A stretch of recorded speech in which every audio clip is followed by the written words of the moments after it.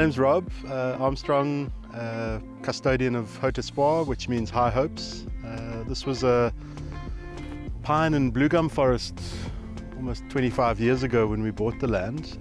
There was nothing here, it was alien vegetation. We started by planting the vineyard behind, which is Cabernet, in the year 2000. Built the farm shed, and then carried on planting the other half of the farm with noble red varieties, Shiraz, Merlot, Petit Verdot and Cabernet Franc, and dedicated half the property to fynbos, which is my background. I'm an archaeologist and environmental scientist and really passionate about fynbos and biodiversity. And right from the beginning we wanted to make wines but do no harm to nature. So having half the farm dedicated to biodiversity was important to us, because biodiversity allows one to recover from natural disaster faster. The more species you have on your property, the better it is. It's more healthy. How to do that with farming was an interesting journey for the first 6 years. We farmed commercially. I used poisons, we used chemicals and commercially made fertilizers, but after 6 years of doing that, the farm was suffering and we wanted to see change. So we completely transformed our farming practices into biodynamics, and we don't use any poisons or chemicals or fertilizers anymore on this land, and farm with nature. So it's been commercially suicidal. It's not a decision we made to make bottom line sense with finances. It was more about farming without doing any damage to nature, and I think we've had a very successful journey with biodynamics. The fact that Chris and the chefs are able to forage here without any chemical interference is important to me. Has it made a difference to the wine? I leave that up to the consumer. I think it's better because of the way we farm. I'm seeing species return to the land which I haven't seen in many years, and that makes me incredibly proud. We try and do things always with nature in mind first, and if we're going to do anything that will affect nature, we don't do it. It's in a teapot. Let's crush it up a bit. This is really good for blood pressure.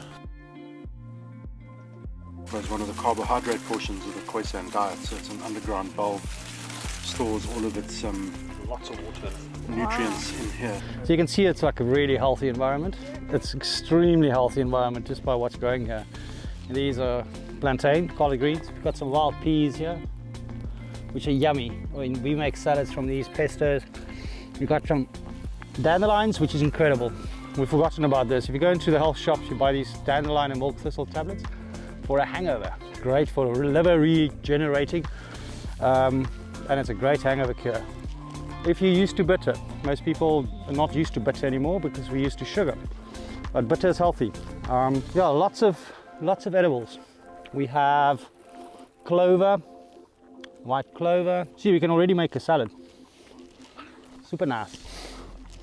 White sage and pepu. So they use this, burn this for evil spirits, death in the house, anything to cleanse the air. You burn this, it's pretty cool. This is also nice. We use this in the barbecue a lot. Snake bush, slangbos. So snakes like to shed their skins in this, old skins. So they curl up and sleep under it because it's quite hardy. But it's a very calm-free, beautiful, minty, calm-free smell. Love that stuff. So when we burn it in the barbecue, when we smoke our meats, it also comes through quite nicely. So there's not just food to things, it's medicine, it's religion, it's cultural. There's a lot of stuff that we've forgotten about. It grows all around, and especially on a place like Rob's farm where nature just can be itself. It grows in abundance, it's beautiful. We offer full moon walks up at the top of the property every full moon when the winter allows. And that's to celebrate what importance the moon has on our cycles. And as a biodynamic farmer, you need to understand what that does.